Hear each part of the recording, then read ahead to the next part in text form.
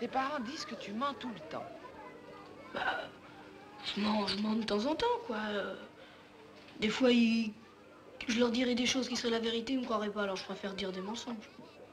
Pourquoi n'aimes-tu pas ta mère?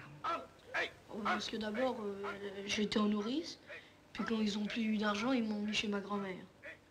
Puis ma grand-mère, elle a vieilli, tout ça, elle pouvait plus me garder. Puis alors je suis venue chez mes parents à ce moment-là, mais j'avais déjà 8 ans, tout. Et puis je me suis aperçue que ma mère, elle m'aimait pas tellement, elle me disputait toujours, et puis pour rien, des petites affaires insignifiantes. Alors aussi, genre, quand il y avait des scènes à la maison, j'ai entendu que ma mère, elle m'avait eu elle m'avait eu fille-mère, quoi. Et puis avec ma grand-mère aussi, elle s'est disputée une fois.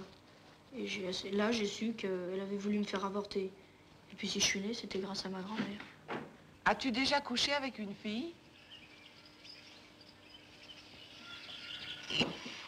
Non, jamais, mais enfin, je connais des copains qui sont allés. Alors, ils m'avaient dit, si t'as vachement envie, t'as qu'à aller rue Saint-Denis, là, il y a des filles.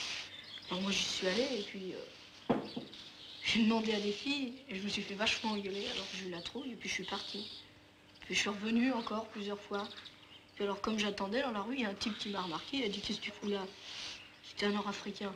Ah bah alors, je lui ai expliqué, alors il m'a dit, il connaissait sans doute les filles, parce qu'il m'a dit, moi, j'en connais une qui va...